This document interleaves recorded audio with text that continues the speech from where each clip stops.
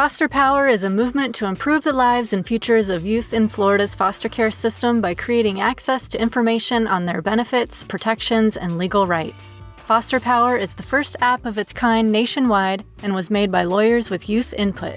Visit fosterpower.org/app to download the free mobile app today. Hello and welcome to the Imprint Weekly Podcast. I'm John Kelly, Senior Editor of the Imprint, a daily news site covering child welfare and youth justice around the country. You can read all of our coverage at imprintnews.org or check us out on Facebook or Twitter at the Imprint News. You can also sign up on our homepage for our free weekly and monthly newsletters. And for professionals in child welfare and youth justice, subscribe to our Youth Services Insider section for a closer look at news on business policy and practice. The Imprint Weekly Podcast is also a member of the Safe Camp Audio Network. Check out our show page and all of Safe Camp's other great podcasts at safecampaudio.org, on the web at Safe Camp Audio, on all social media. On today's episode, we talk to Lisa Dickson of Foster Action Ohio about the long-standing tradition of Thanksgiving dinners for foster youth in Ohio. It's called Thanksgiving Together. I was lucky enough to get to attend one this year. So we'll talk about that tradition, how it's set up, how it's been kept going all these years, and we'll just talk some Ohio stuff as well. But let's do a few headlines first. Just quickly before we get to that, a reminder on this show in the holiday schedule, we're going to do this episode and another kind of regular episode next week. I think I'm going to use next week to talk a little bit about what we found in our annual survey of states. We got some interesting stuff there. After that, we will do our annual best of episode. We'll go through 20 of the best clips from our guest interviews, and that'll do it for 2023. I'm going to go on a little hiatus over the holidays, doing some traveling, and we will be back with the next show, the first episode of 2024 on January 15th. All right, so let's hit a few headlines. I'm going to keep it pretty short because Lisa and I talked for a while. First off the bat here, and I'm going to drop links on these in the show notes, I am going to describe three seemingly random stories and then offer a common denominator of sorts for them. So first one, a recent meeting in Imperial County, California, where the county's child welfare director presented a pretty rosy status update to the county board of supervisors. This after the county had been audited in part due to a large backlog of casework. And then it was the public's turn to comment at the Board of Supervisors meeting. And I'm just going to read this section from the coverage of one commentator that was quoted in the Holtville Tribune. Quote, "I stand before you today to address the DSS ongoing failure to protect vulnerable children and to raise awareness to the current staff and community concerns." End quote. For now, this was Cassandra Gregory. She was a retired program manager and facility administrator for a receiving home in the county. Going on here, findings noted in the body of the report are not consistent with the standards made directly to me by current staff, too afraid to come forward for fear of retaliation or retribution, struggling with mixed feelings of doubt and guilt for following a directive from their supervisor or manager, knowing full well it went against the regulations. So that was a comment by a retired person who said that she came there basically on behalf of current staff that feared retaliation or retribution. Okay, so that's sort of data point one, story one.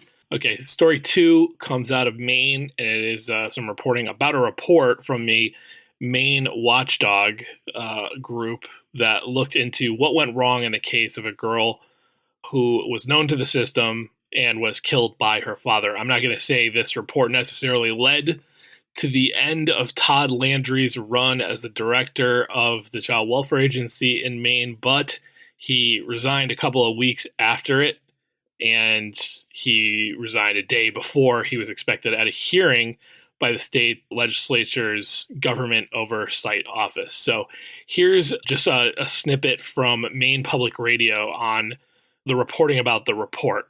Okay, so, and I'm quoting here from the story. Last week, caseworkers and other frontline DHHS staff told the same committee that they were overworked, understaffed, and often unsupported by upper management. In an emotional testimony reported by the Portland Press Herald, Workers said they were often forced to go alone into situations where they felt unsafe and that they were threatened or even stalked by family members. In many circumstances, caseworkers said they often spent nights in hospitals and hotel rooms with children who had to be removed from their families. Okay, so that's story 2. Story 3. These are all, I'm bringing these all up because they kind of like hit in the headlines really or across my desk anyway, in like the span of like 4 days. So the final one, and this is about a nonprofit provider called Embrace Families Community-Based Care that handled a lot of foster care and child welfare services in Central Florida. Embrace announced recently that it was going to have to exit its contract with the state early and that it would soon run out of funding to carry out its services. It's a very scary, abrupt thing to have happen in a child welfare system. Here's a quote from the story in the local paper, the Space Coast Rocket. This is an amazing name for a news website. The organization's financial struggles are evident in its budget for the 23-24 fiscal year, which include drastic cuts in the elimination of 38 positions. Embrace Families has been open about its financial records, highlighting challenges such as workforce shortages and the increasing needs of children in the foster care system, especially those with developmental, mental health, and behavioral health.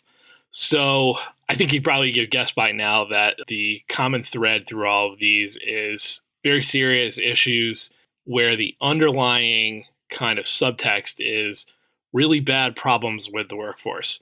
Now, in January of 2022, we discussed on the podcast the potential for something I described at that point as a potential for a workforce spiral in child welfare. Now, January 2022, that was top of mind because we were really in the midst of the Great Resignation, and that was not just an endemic problem to child welfare or anything. This was a point in time when people were quitting their jobs, leaving their jobs, either to just not do anything for a while or go find something that was higher paying or just leave for a new field entirely. And there were, stories abound at that point from both really the child welfare and youth justice systems of people who were frontline workers, super stressed out, not getting paid a ton of money, leaving for jobs at Costco. You heard that anecdote really over and over again at the time. And why I had described it at the time as a spiral or a potential spiral is because that was really just the first wave of something that felt like it could trigger into worse. So, that it could spiral out even more as those jobs go unfilled. So people are leaving for Costco, they're leaving to just not do anything, or they're leaving for another profession or whatever.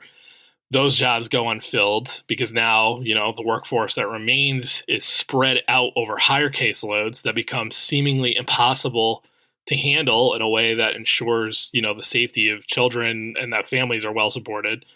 So that's sort of second order effects. You've got people leaving, and then you've got the people in those jobs now covering, more than just what their share would be. And then that in turn prompts more people to leave who might not have otherwise. At the time, in kind of discussing this, I talked to one veteran executive at a multi-service provider who agreed and said, he really felt like at the time, and I'm quoting him, we are on the cusp of a cataclysmic situation. And so I kind of raised those three stories to accentuate that, we might be there now. These are just kind of three indicators, but they're certainly not the only ones. I think in particular of the fact that, down in Texas, we reported about a year ago on the very high number of people who had left jobs with the Child Welfare Agency, the state one down there in particular. And a lot of them attributed this to being forced to work shifts serving children without placement. So they would do their sort of day job and then all have to share in working on shifts for the kids that the state simply failed to put in any sort of appropriate placement. And there's been recent reporting down in Texas on really how ugly that has gotten in terms of pretty unregulated houses that the state has put these kids in, and it's led to all kinds of very close proximity between older foster youth and sex trafficking and drugs and all kinds of bad stuff. So anecdotal at best. Full disclosure there, this is not a study or anything like that, but I think maybe it is time for somebody to do that sort of level of gauging here, because it does really feel like there is an increasing amount of chatter reporting, incidents that when you kind of peel back the onion a little bit, one big factor is that organizations, whether they're government, county, state, child welfare system, agencies, nonprofits, are really continuing to struggle to find people to fill jobs. And that is stretching the people who are there thin. And that creates the potential for dangerous situations. All right, so there's that. And then I wanted to commend 3 different stories published in the imprint of late. And as always, I will drop the links to these into the show notes for the episode. You should read them. First one is a piece by Sushanti Sarkar about a lawsuit filed by a mother in New York City who was repeatedly investigated by the city's child welfare agency, the Administration for Children's Services, pursuant to anonymous reports where the caller falsely alleged that the parent, who's just identified as LB in the lawsuit, and I'm quoting here from the lawsuit, the caller falsely alleged that she, quote, had additional minor children, that she worked in a strip club, that she lived with her children in a bar, and that she had minor daughters whom she sold to adults for sex, all of which was provably wrong and turned out to be entirely wrong. And these reports were filed over and over again in the same reaction over and over again of an investigation. So one thing that's interesting in this article is that, the Administration for Children's Services chose to comment on this when Sarkar went and asked them. And I'm not going to say they agree with the person suing them, but I think they kind of do to some extent. Judge for yourself. Here's a comment that they provided us. Reducing unnecessary reporting will reduce unnecessary investigations. The state should conduct a full review and assessment of SCR, and I'm adding parenthetically that is the statewide central registry of child abuse and maltreatment, SCR, should conduct a full review and assessment of SCR practice and policies, as well as mandated reporter laws, and then take actions to address. So, the subtext there of that comment from a city child welfare agency is basically them saying the state has rules that we have to follow. For background, for people that aren't from New York, the law in New York is that if the statewide central register, takes a report and deems it credible, counties have to investigate. That's sort of the standard in New York. So they're sort of saying not only with anonymous reporting, but also if you want to tinker with mandated reporting, New York City would be fine with it, but the state has to do it. So one of LB's attorneys, found that to be an inadequate response. They told Sarkar ACS cannot shirk its responsibility to respect the constitutional rights of families during its investigation by shifting blame to the state. So I'm sure we will continue to report on that lawsuit as it moves through the system. Second one I wanted to lift up, Minnesota reporter Alex Perez did a great job covering the early discussions of how marijuana use is dealt with or not dealt with by the many county child welfare systems in Minnesota now that weed has been legalized in the state. It's a really well-reported story that tackles, all the different angles of this issue. There's prenatal exposure to cannabis, postnatal exposure, accidental consumption. Those are the 3 kind of main ones. And to highlight the ambiguity that still exists, Perez writes about one state official in here who's communicating about prenatal exposure in an email where she explains, and I'm going to quote her here from this email, that because cannabis is still a federally defined controlled substance, CPS reports involving prenatal exposure must be made and do not need to show impact on the baby in order to be investigation worthy. So while I think that's kind of an interesting point to accentuate ambiguity, it is true that there was an amendment to a federal law, I want to say in 2016. The federal law is called the Child Abuse Prevention and Treatment Act, CAPTA, which did, add on a layer of requirement to that law that in exchange for your federal dollars out of CAPTA, you agree to institute policies where prenatal exposure to substance abuse would trigger reports. But there's a big difference here between whether that needs to be a report of a specific child or not. I think most states have kind of coalesced around a policy of reporting a specific incident.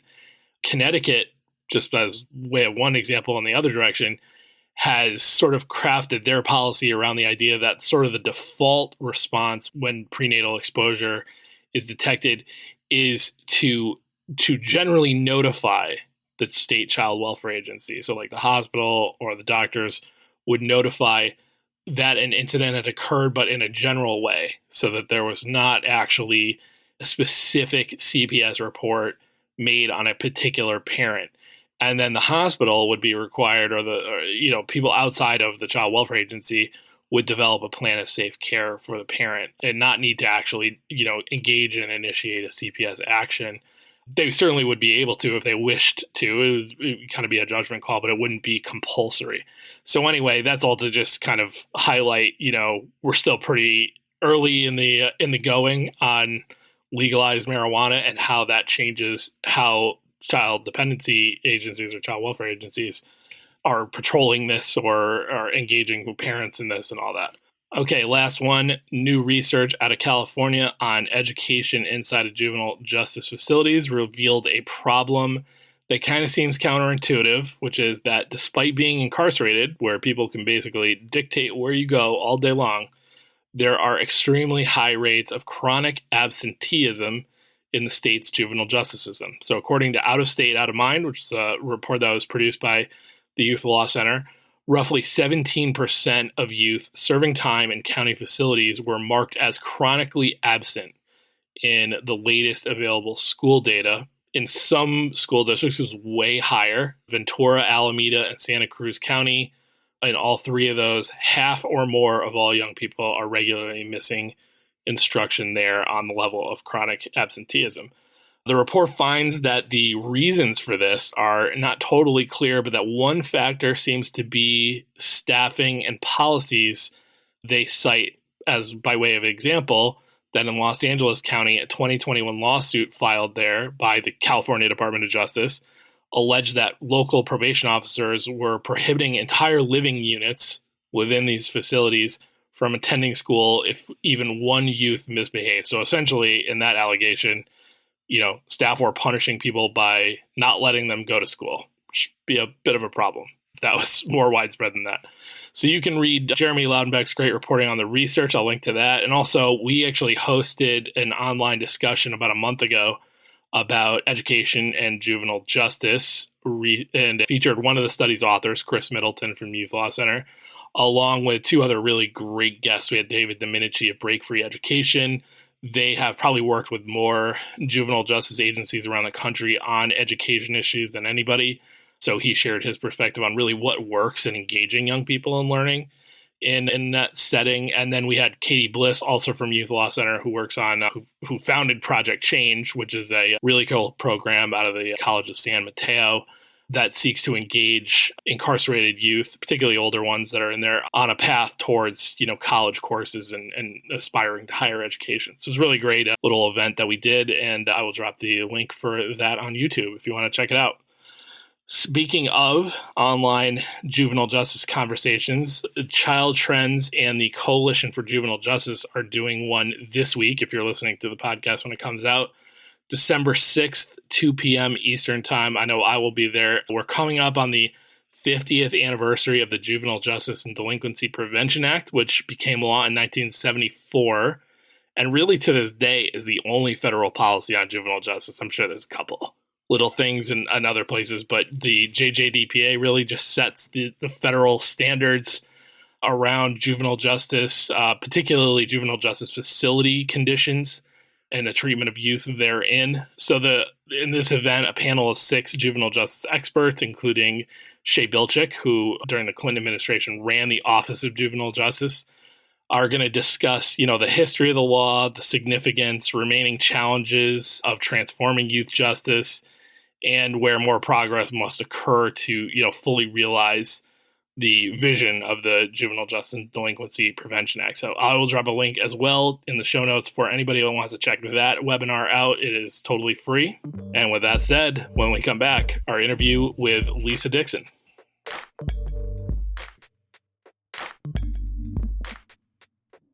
Hi, everyone. It's journalist Lisa Ling, and I'm sure you will agree that it is so important for there to be good, trustworthy journalism on children and families, and nobody does that better than The Imprint. I am such a devotee of the Imprint, and I listen to the Imprint Weekly podcast because it is so comprehensive and so substantive, and it is by far the best news source for anyone interested in critical issues like foster care, juvenile justice, youth homelessness, and so much more. During this holiday season of giving, I hope you'll consider donating to the Imprint. If you do so between now and the end of the year, your donation will be doubled thanks to the National Newsmatch campaign.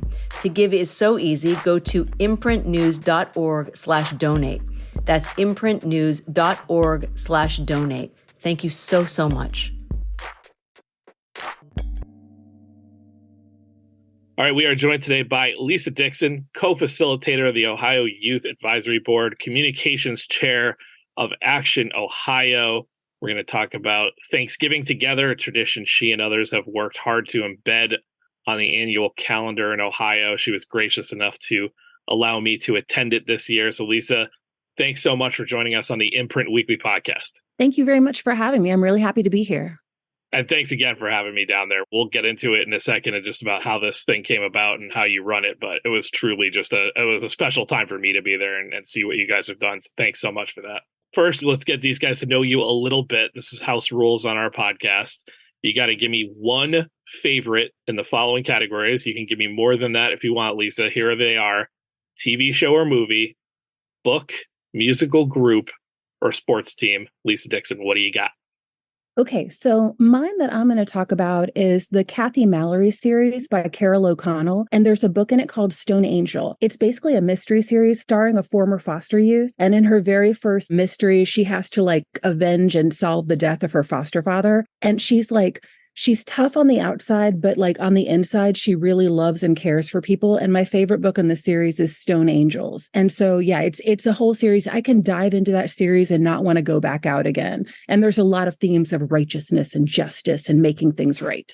That might be the best favorite we've ever had and the most in-depth explanation. So I'll drop a link for people in the show notes if they want to go and read more up on that book series. That's awesome. Thank you for that. So I feel like I kind of have a grasp on the network of different kind of entities that you work with, but I think it might be helpful to kind of flesh it out. There's Foster Action Ohio that I see kind of branded out there. And in my mind, it's like the Youth Advisory Board lives within that. And so does the Action Network, which is for alumni. But maybe I'm wrong about that. And definitely, why don't you explain sort of the very high quality and interactive network that you guys have all built for young people there in Ohio?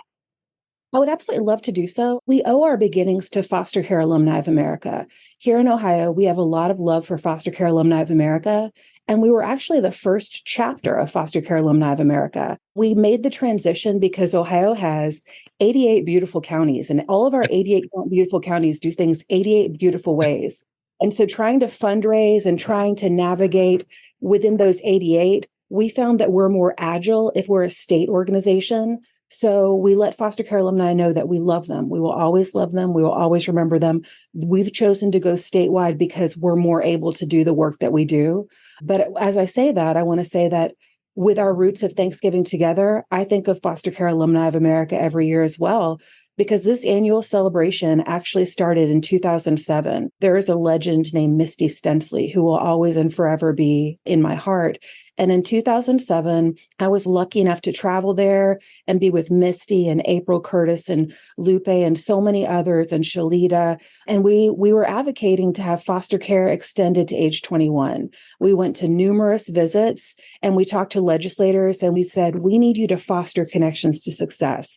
We need you to consistently offer support to age 21. Of course, they let the states opt into it, but that's a whole other podcast. But after we went to those visits, here we are carrying our suitcases and we go to the steps of the United States Capitol and have Thanksgiving dinner. So when we came back to Ohio, we Ohioans said, well, guess what? From now until eternity, we will hold annual dinners. And so ever since then, between 2008 and this year as well, we've been holding annual dinners. Sometimes we're able to hold more than others, 88 counties doing the same thing, 88 different ways. Our swan song year was 2015. We were able to hold 5 dinners. Afterwards, we were all exhausted, but it was worth it. But at the very beginning and the heart of our dinner, we want our brothers and sisters to know that they always have a place at the table. They are always welcome.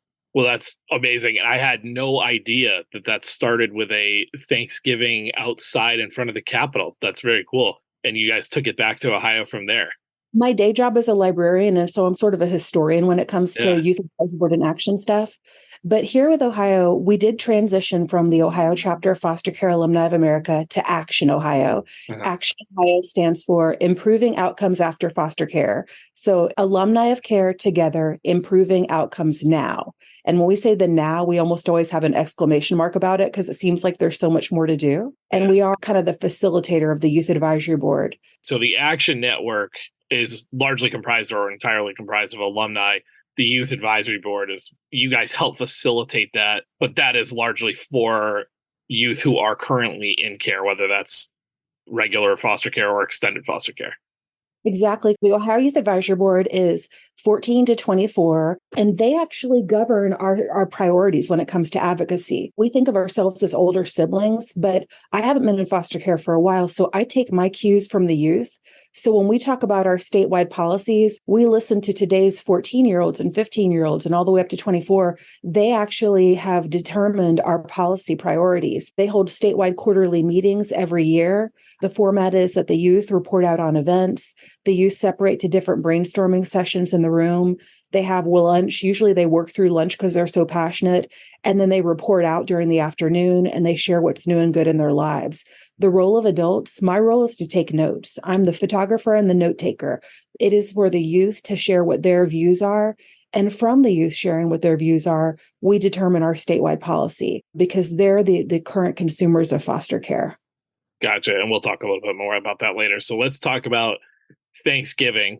You gave us sort of like the origin story of it. Started as a DC thing that a whole bunch of folks attended right outside the Capitol, and then you brought it back to the state. I'll take you through a few questions that I thought of as sort of coming from the sense of if somebody wanted to copy you guys and do this somewhere else, how they would do it. And then I want you to jump in after we go through those with your own advice. But let's start with this. Who do you partner with to make this thing a success? Who do you need to reach out to and get bought in on a Thanksgiving, tradition to help you guys execute it? Every dinner is different. So, for example, we just hosted the Central Ohio Thanksgiving dinner on Sunday and the Southwest Thanksgiving dinner on Saturday. And so for Saturday in Cincinnati, we received support from the United Way. There's a local photography organization. Even a Midwestern Plumbing Services donated funding, if you could believe that. So in Cincinnati, we also have had help in the past from People's Church. So that dinner looks different based on that community. And likewise in Columbus, when we held one of our very first Columbus dinners, we did so at a synagogue because one of our youth leaders was Jewish, and that was an important part of his life. So they've continued to support us. We have support from Temple Israel Columbus, the Tazada Collective, all these different organizations, Junior League. We actually hosted the dinner that you attended on Saturday at Reynoldsburg City Schools. Mm-hmm. So I would say, look at the way that your community is made up. And from that, see who's truly passionate about the cause and see who gets it. And they might look different. It might or may not be Jewish, other faiths, the event itself is non-denominational. It's not, it's bipartisan, non-denominational and stuff, but just look to who you have in your community who truly cares. Have you established sort of, it sounds like in some cases you have like longtime supporters, and then as far as like the new ones, like trying to get new people involved, when does that start for you every year? Like January. When do you start on it? Right away? I start planning in January. In fact, It's interesting. We haven't been able to hold a Northeast dinner since 2019. And someone reached out to me after hearing about these two dinners. So we have calls in January. And it doesn't always take that much. When you were at that Thanksgiving dinner, all of the sides were made by members of the Jewish community. I literally emailed them the date in January and they're there. That's how committed they are. The person who is the caterer that brought the turkey, she's a former foster parent. I give her the date in January, but it helps me to get it on their books. And for new folks, that gives me time to it's a learning curve. I was going to ask about that. So do you go out and find essentially like a food catering partner for each one? Is that generally how it works? Our caterer for Columbus has been our caterer for years and years and years. For Cincinnati, because the United Way was helping to sponsor the food cost, we let them choose. Oh, I see. It can vary by region. One of our best dinners was in Toledo, and one of our foster youth was in catering, and he actually helped cook the meal with his mentor, who was a chef at his school. It was amazing. Cool. That's so cool. What's your favorite Thanksgiving side? Now I'm making you give me a second favorite. Ironically, I forget to eat during the dinner. I know. I saw you not eating the whole time. On the way home, I brought home some dark meat and stuff. Yeah. Nice. I'm kind of like the little red hen where I run around a little bit. But what I love the most about the dinner is I love the togetherness. I love that we see the same people. There are young people that, for our Southwest dinner, for example, there's one young lady I've known since she's 15 years old. She's in her 30s now. She has a child of her own. She's recently gotten married. She helped facilitate the entire event, and she did the photos. She took the photos during the event. There's just so many stories that go into it. And the thing that I liked best that we did this year was that and I'm going to get back to logistics with you, I promise. No, of but course. The thing that we did this year was I liked that we had the family tree, and they could write their name down and iron themselves onto our fabric family tree. And that just started this year because we wanted a signature way to really share the event. And when I looked back at the leaves that people wrote, some people wrote during the Columbus dinner, "I am thankful for my chosen family." And then one person wrote, "You are worthy of love, not for your doing. You are worthy of love simply because of your being." And I think for foster youth, it doesn't feel like that for us. We can be rejected from a foster home. We can age out and become homeless. Yeah. We could be in an extended foster care program and mess up and get kicked out. After we're disconnected from systems, no one's calling to ask how we're doing. So part of the Thanksgiving dinners is this is an annual check where you get to say, "Oh my gosh, I see you. You're becoming such a great parent. You are the parent you never had. I see you. You're graduating from college." Yeah, and you could feel that in the room and just how many people. It seemed like, am I correct in saying there were quite a few people who are veterans of that dinner that were there, but then also a lot of people who that was probably their first one? Yes, it was a mixture. We had 191 RSVPs, but there's always attrition. Sure. And some of our attendees are homeless right now. Star House is a local homeless shelter, and they bring their guests with a foster care history. And so some of the young people, they actually are in that process. And so part of the purpose was we had the Youth Navigator Network there to connect them with resources. Yeah, I saw that. We'll talk about them a little bit more too. So how do you market this and ensure that the most foster youth as possible know about this? What are the different ways in which you get the word out?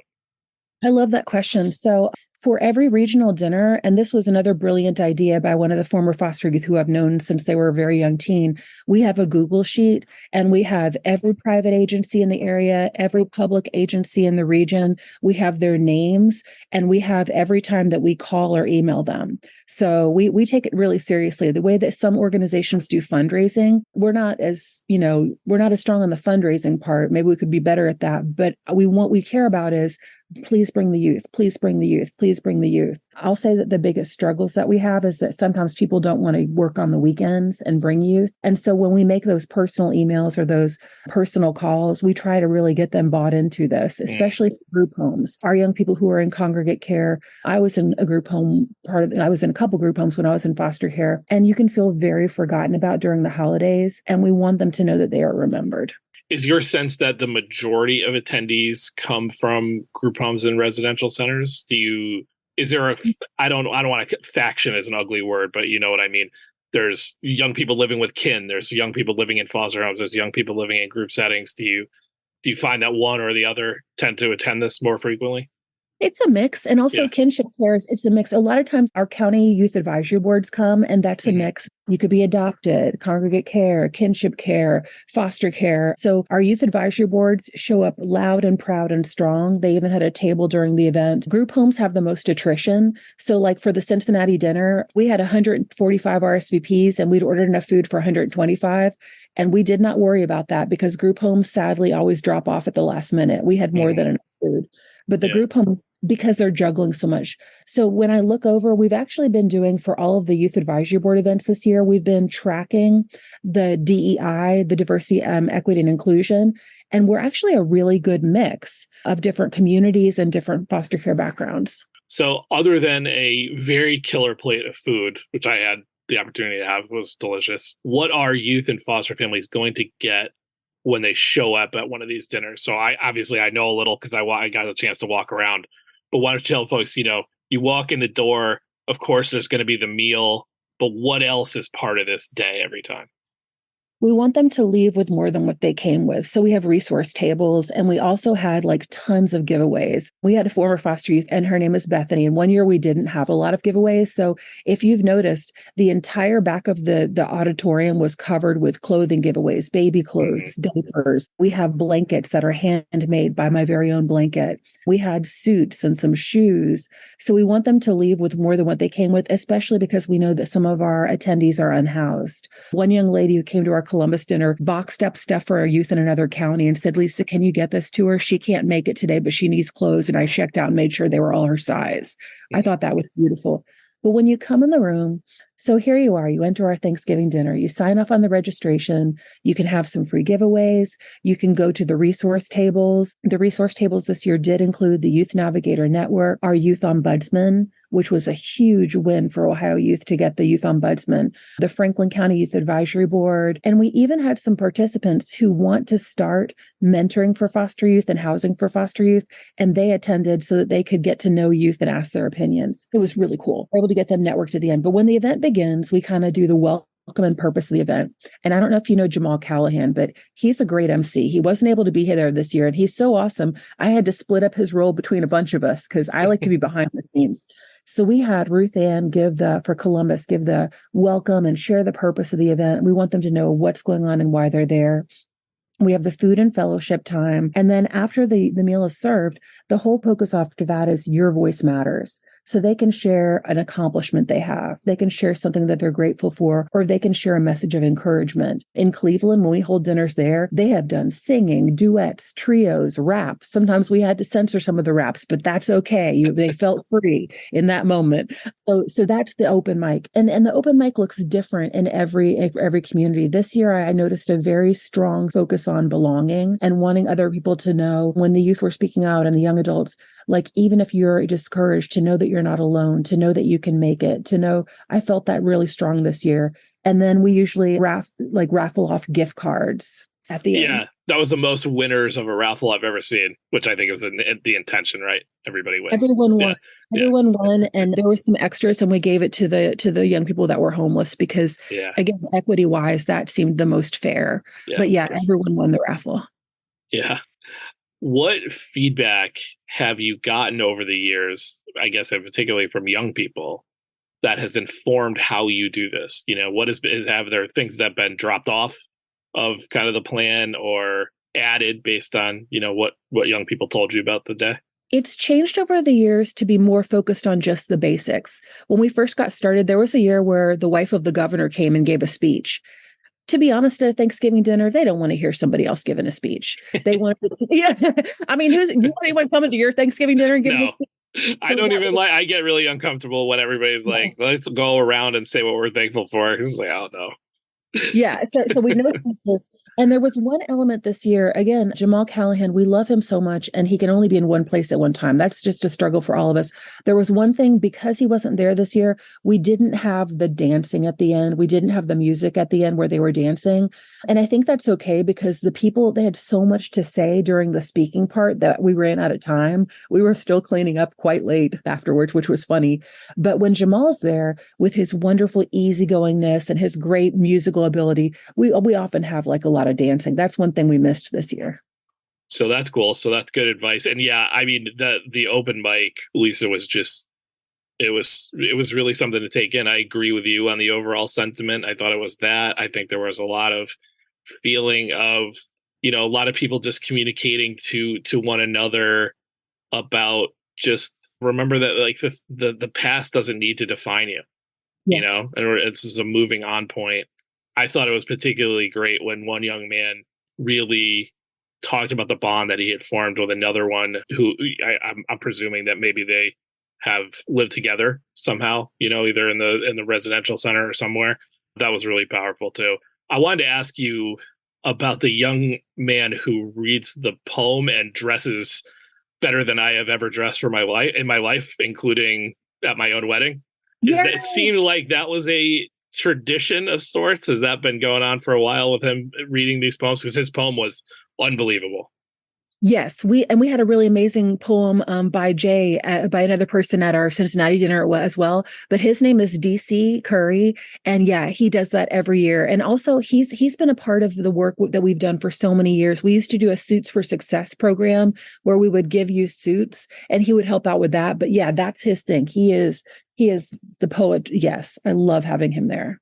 How many years has he been dropping that on folks at the end? It was really quite a moment. It was awesome. Doing that ever since I met him, which looking back would be at least 2012, if not earlier, because I know that he helped out with a statewide conference in 2012. The day ended with him watching the Steelers lose to the Browns on my iPhone after some of that. He wasn't very happy about that. Okay, so I walked you through a few things that seemed logistically important to me, but you've been planning this for more than a decade. So what else have I not asked you about that you feel like somebody that would be in a position to do something like this would need to know? I start with the venue and the date.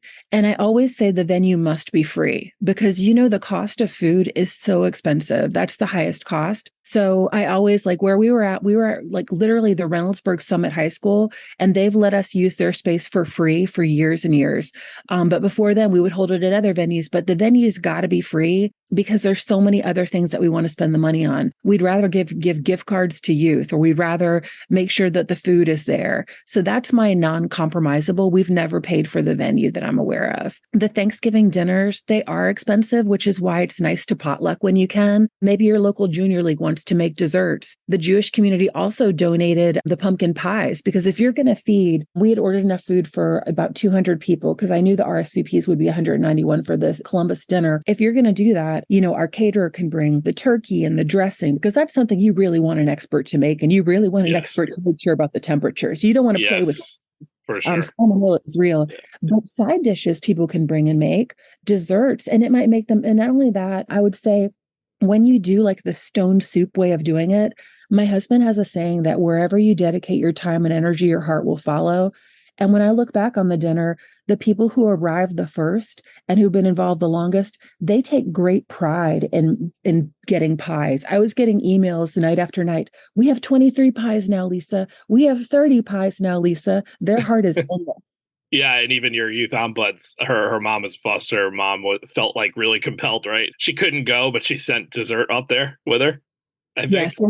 We used to hold when we had the Southeast dinner, which we stopped just because we didn't have we had so much attrition, but it was exactly the mother of our youth ombudsman. And there were always great desserts and she made all of them. And she's a foster parent. I guess last question on this, it's never fun to talk specifics about money, but I'm sure people would wonder about this. So you guys in between the two events probably served 200 plus foster youth during this thing? Because if you have 191 plus 145, and you have attrition.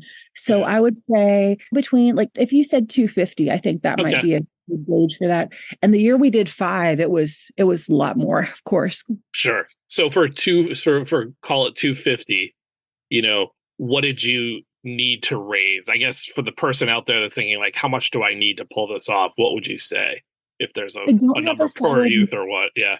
Don't have a solid number because the caterers differ by region. I would say use your best judgment because I can tell you right now that our caterer for Columbus should have charged us more. And because she's a foster parent, I know she undercut us. Yeah. Can overestimate that it's going to cost well over $1,000 for any kind of meal this size, probably $2,000.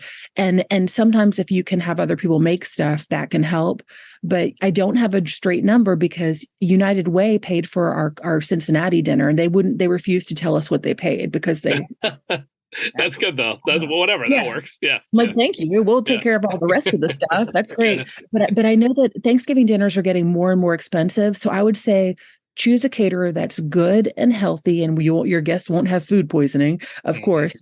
Focus on the turkey especially. But in Columbus, again, having other people bring side dishes and desserts will help you with that cost. And also consider ham in addition to turkey. I was not a ham person growing up, but a lot of people love ham for Thanksgiving too. And if you have a combination of both, it's less expensive than enough turkey for 200 people at one event. ham was very popular. I could tell by helping you kind of shut it down towards the end. No ham left. Not one trace of ham. I was going to say we may need to have a national conversation about stuffing and why it's become less popular with the youth here. that was our least. But yeah, I love stuffing. I know we had 9 turkeys because I did see on the invoice how many turkeys she bought. Before I was adopted, I felt like my life was already over. My biggest fear was that I would age out and not know how to be sufficient on my own. At a certain age, like they don't want you, you're troubled and stuff. The clock is ticking for the more than 125,000 kids waiting to be adopted from foster care. Help the Dave Thomas Foundation for Adoption prevent them from aging out without a permanent family. Learn more at davethomasfoundation.org. I appreciate you taking us through everything with Thanksgiving dinner. It would be a disservice to my listeners if I only asked you about that because you know so much and you've been around, you know, child welfare policy and advocacy for so long in Ohio. So I got a few other questions I want to throw at you if you got some time, Lisa. Is that okay? Absolutely. All right, let's start with a few more existential big picture ones. And I'll start here. A lot of people, and I would include you in this group, have worked very hard to push for what I think is now much more generally accepted fact in child welfare, which is that policies and decisions should be informed by the perspective of youth with lived experience who can speak to how things work or don't. How do you feel about the current moment as far as that goes with lived experience? Do you feel a difference between how much youth perspective is taken into account now versus even 5 or 10 years ago? I want to be honest in my answer to this and say in some ways, yes, and in some ways, no. I think sometimes people use the phrase elevate youth voice, but they don't mean to elevate youth voice at all. And that's a constant undertow. There's a bureaucratic undertow to things. I think as we do our work, both on a national and a statewide level, there are some people who truly want to elevate youth voice. And there are some people who think it sounds nice. So I think it's come a long way, but yet there's that atrophy underneath that's always there. What do you think of as the hallmarks of genuine use of it? You know what I mean? Like you probably have a good nose for this now. So what are you looking for in a lived experience setting? That's a stupid way to say it, but you know what I mean.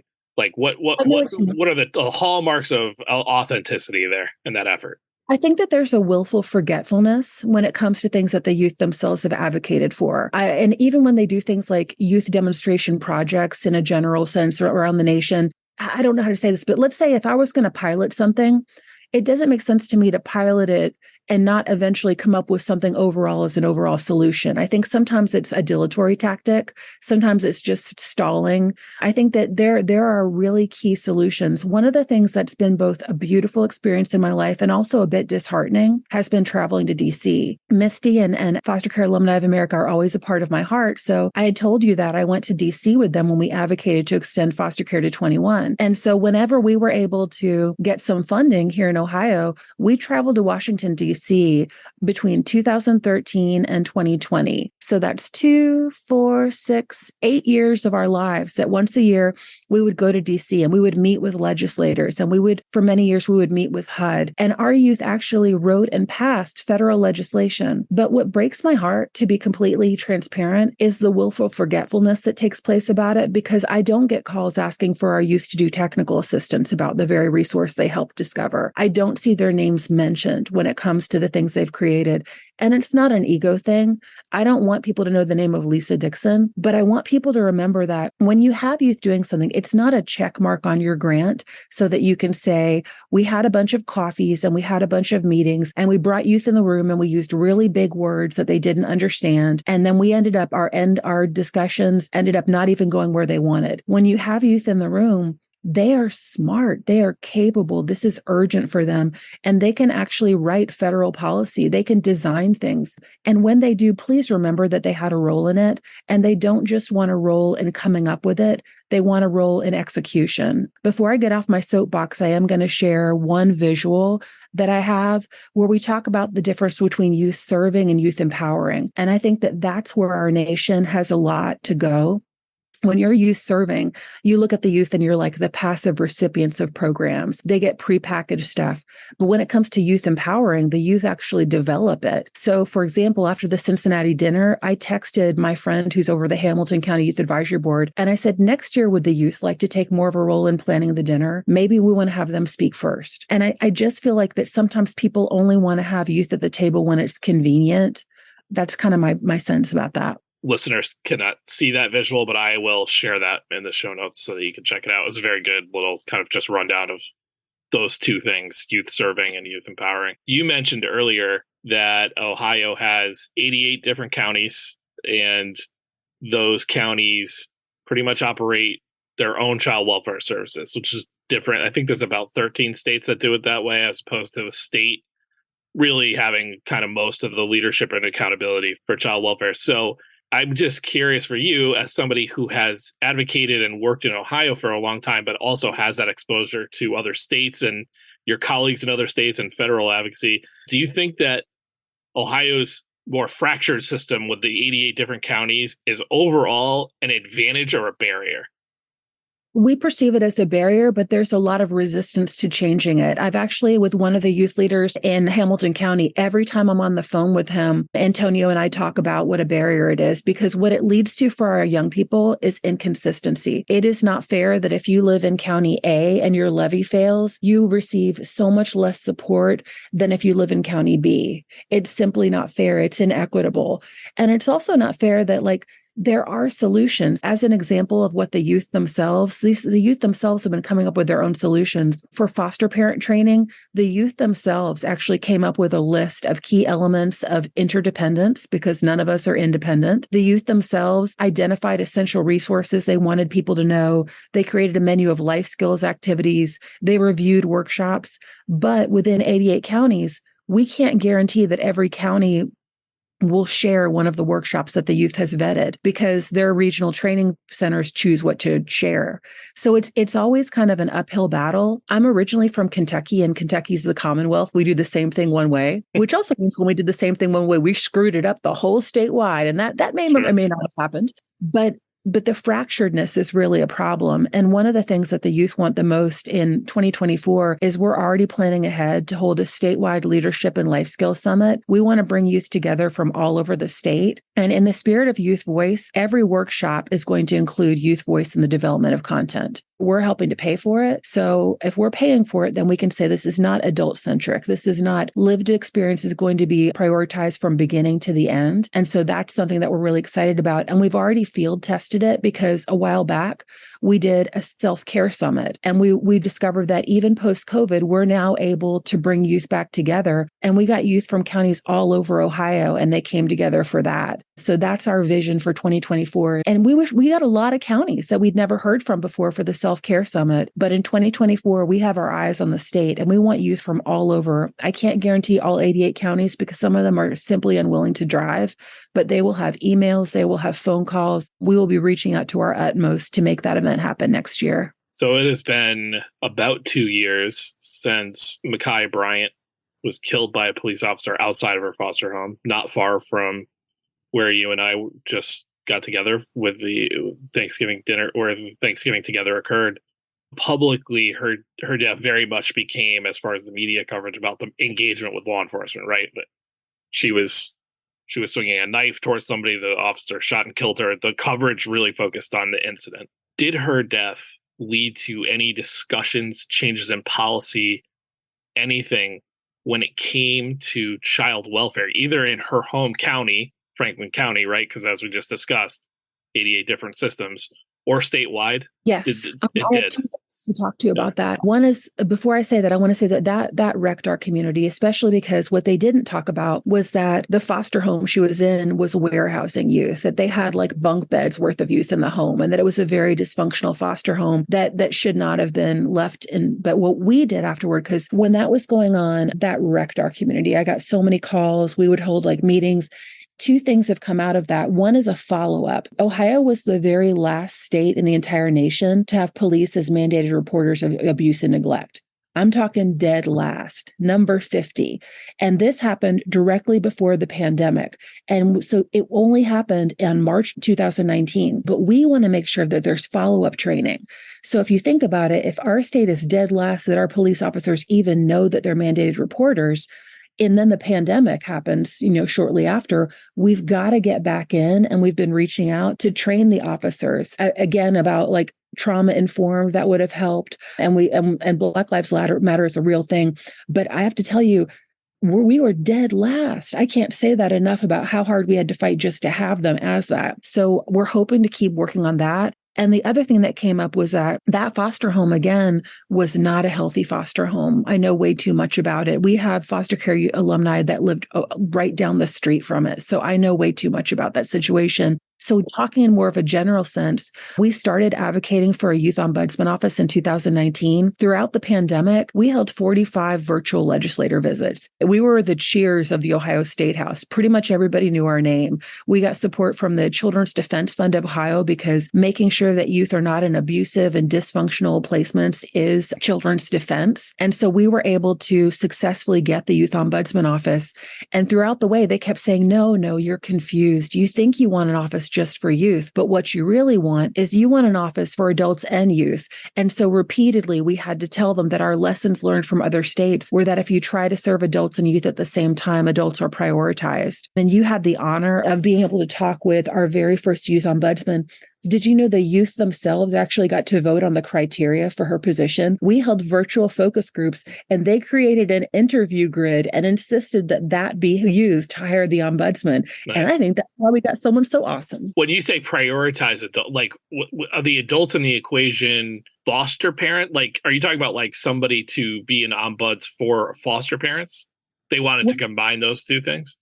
Yeah, when you look at, we did research on, I have color-coded charts of just about everything because I'm a nerd. I told you I was a librarian.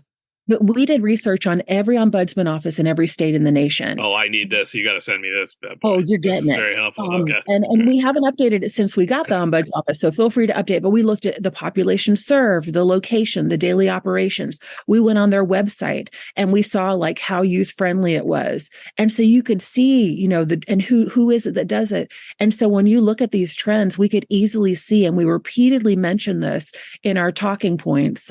So we have like all this research about whenever they tried to, lessons learned in other states is that when an ombuds office tries to serve youth and adults at the same time, it primarily serves adults. The websites were geared toward adult professionals. If you wanted to do a complaint in some of these states, you had to type up a form, print it, and scan it or fax it. How many youth who are in the process of being abused and feeling unsafe have their own personal fax? Yeah, it was completely. So yeah, if you look at the research, so there was a reason, and we repeatedly, at the time, it's less fresh, but we repeatedly had to talk about the frequently asked questions, the lessons learned. So here's the beauty. Not only do we have the youth ombudsman, but when they wrote it into law, they wrote it so we are required by law to have the youth evaluated every year, which was beautiful. Section 5101892. So the youth, actually, we held a series of youth focus groups and they reviewed all of the information. They thanked the office, they thanked the governor and the agencies. They talked about how they want to have more youth outreach and we want to help. They talked about concerns about county screening decisions, because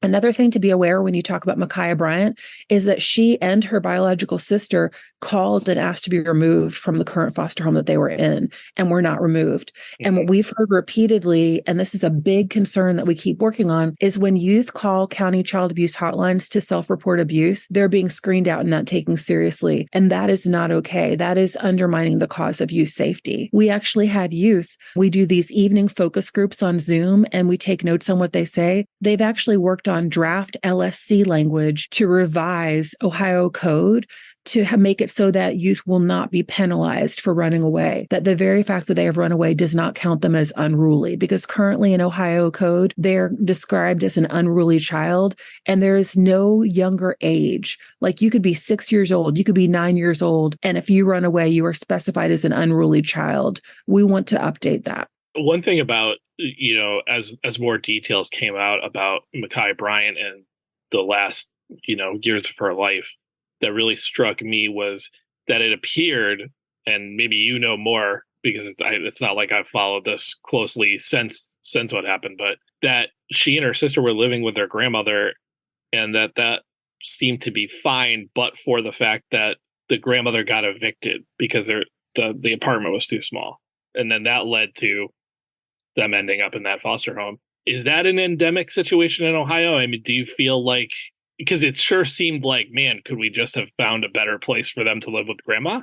Honestly, I'm going to quote from our youth. Our youth have said that the opposite of that is true. I don't want to talk about her family because I know too much. And I want to be respectful. I would say that if a children's service agency can save money by not taking you into foster care, they don't want to take you into foster care. I won't speak to her specific situation, so I want to speak on behalf of the youth that we've heard from. Ohio foster youth have created their own issue brief on this, and so I want to let them have this for themselves. And they talked about racism, discrimination, and implicit bias. And they talked about that sometimes in the effort to reduce the number of youth in foster care, they do put them back in abusive situations. There can be what's called a pendulum swing. You go from one extreme to the other. So for example, for a while when you're teaching language, you say, okay, it's all phonics. And then you say, no, John Kelly, it is all sight words. Don't let me hear you the word phonics again. And kids learn differently. So what the youth have said, and this is their issue brief, it says, please do address racial disproportionality in foster care, but don't do it at the safety of minority children and teens. During the pandemic, we had a 15-year-old in the same county that Ma'khia Bryant was from, and he repeatedly called the local child abuse hotline to say that he was being severely abused, and they would not take him into foster care. And the caseworker was like, no, no, no, no. And at one point, he heard her say, it is because the numbers are bad. You make our numbers look bad. We're trying to reduce these numbers. And so here's a quote from one of our youth leaders. When it comes to child welfare, we're trying so hard to move forward that we're moving backwards in some ways. The risk is for this to lead to a dangerous overcorrection in which the system doesn't want to take youth in care at all. And what the youth have suggested is one way to avoid the pendulum swing is to make it youth-centered. If we really made it about the youth themselves and their safety, the youth could say, I feel safe with grandma. The youth could say, I definitely do not feel safe with grandma. Please hear me. If we make it about the youth themselves, that would be it. And another youth leader said that to refuse to listen to a youth who's asking to be removed from an abusive placement because of their race is racism. This is about child safety and not keeping numbers down. And one more quote, we talked about discrimination. And discrimination is when someone's denied benefits that others receive. If a young person calls a county child abuse hotline and says, I'm being abused, if they are denied benefits, if they are delayed in receiving benefits, if they are treated different or given disparate treatment just on the basis of trying to reduce numbers, that is racism. And that is in its own way implicit bias. So what our youth have asked for here in Ohio, based on not being listened to when they say that I'm being abused, is to really look at, we don't want to replace the bias towards separating families with having a bias not to listen to youth who self-report abuse. It does. If I'm hearing you right, it seems like the overriding sense there is that while kinship may be the best first priority, that is only the case in situations where youth feel comfortable in that scenario. Is that about right? That's exactly it. And if they do feel safe, help them, help them, help them. We have kinship care resources on our website. Give them mentoring, give them education, reform the other systems. And the one last thing I'll say about this before and there are others who can speak to this more than I. Jonathan Thomas wrote a national op-ed about it, but he talked about, as a survivor of abuse, he wanted to emphasize that children and teens of all races and ethnicities deserve to be protected. And so he wants to make sure that, here's his quote. This is from Jonathan. It's important to note that disproportionality among races within foster care exists, but it does not exist within a vacuum. Our nation's housing, education, healthcare, and policing systems are overshadowed by a history of racial inequities and racist practices. And so Jonathan's point was, if we can fix some of that, the disproportionality will go away, because those situations are also just overshadowed by racism. Can I ask how you, as somebody who does a lot of advocacy work and works with these two bodies, what your strategy or practice is for sort of aggregating that wisdom from young people? Because obviously you're describing something to me as what our youth are saying are X, Y, and Z. As we both know, that's, they're not a monolith. So how do you sort of do this in a way where you can look at the big field of things you've heard from young people and sort of synthesize it in that way? I like that question. So we do our statewide meetings and we get voices from youth there. All the youth who come to our Thanksgiving dinners, we have voices from basically young people that we've been in touch with going back to 2006, and we do surveys. We hear from our members. Our membership on a statewide level is in the thousands. We hear from some more than others. So I would never say that I was a researcher, but when we do our state advocacy priorities, they depend a lot on what the youth bring to our attention. And what the youth have brought to our attention is child safety and protection, life skills and resource knowledge, normalcy and emotional support, and that wanting their voices to be heard in court and elsewhere. So we kind of take our tack from them. As you mentioned, you guys have recently in Ohio launched this youth ombuds office. You have this new youth navigator network, which I read up on and got to speak with some folks about. Sounds very cool. How has the early going been with both of these new ventures, and how will you define success for these two things? I mean, what are you thinking already of what you would need to see to say this is actually achieving the outcome that we hoped when we were advocating for it? I think with the Youth Navigator Network, we're continuing to maintain lists by county and lists of statewide resources because we can't share resources with youth enough. Like there's so many resources within our 88 counties. If we do a dinner, like let's say if yesterday's dinner we said, can anyone think of a resource you never knew about until you were too old to be eligible? You would see a lot of hands. Mm-hmm. So with the Youth Navigator Network, we're deeply grateful for it. Ironically, when we were advocating for the Youth Ombudsman, someone said, I think what you really want is a youth navigator. And they were on the cadre of youth, and you said, no, we want both. Now that you've mentioned it, please give us both. We don't, it's like, it's not like a kid where you're distracted with a shiny toy, but they were like, please. So they should talk. I mean, I feel like there should be synergy with those offices, right? Ombuds in particular should learn from what the Navigator Network is hearing. There's a reason I put them right next to each other. Yeah. But not everyone knows about the Youth Navigator Network yet, and we want them to. And also, they've expanded their ages because at first the Youth Navigator Network had a younger age cutoff, and the youth said, "Wait a minute, we need resources well beyond the first age," and they were very receptive to that. But over the next year, I think one of the things that our state is doing is they're transitioning ODJFS into a new Ohio Department of Children and Youth. And so transitions are scary for foster youth, right? Because we don't know how they're going to work out. So that we recently had a virtual meeting with the director of the new Department of Family and Youth. And that actually is something that, we're glad to have the ombuds. We're glad to have the Youth Navigator Network. But when the youth had a phone call, and when they looked at the new website for the Ohio Department of Youth, they noticed that there were pictures of parents with babies, and they noticed there were links for families, for providers, and for partners. And they noticed that there was something about the transition process, but that wasn't a transition for youth. And so they suggested, wow, you know what we would love to help you do? We would love to help you develop a youth page on your website for youth who don't have family privilege. Because if I'm a foster youth or, a youth coming from lack of family privilege, I don't see myself on there. And they were very receptive to that. And the youth actually shared an entire list of resources that they want to have included on that website because they don't yet see themselves included on this website. Going back, though, let me ask it this way. Yes. Especially with the Youth Navigator Network, or really with both, I'm wondering, it's obviously there's a somewhat nebulous thing that's hard to measure about having them as a presence. But I guess, for example, with the Youth Navigator Network, I feel like there must be some particular opportunities, particularly for older youth, that, if this thing is working in 5 years, you're going to see an uptick in the number of young people taking advantage of them, correct? Otherwise, what are we doing? I understand where you're going with that. For me, I'll know the Youth Navigator Network is working when I don't get contacted every week from youth who don't know resources. Right. That's and it's not that they're not doing a good job. They did an amazing job. Arlene was there yesterday. She brought all this stuff and all these resources.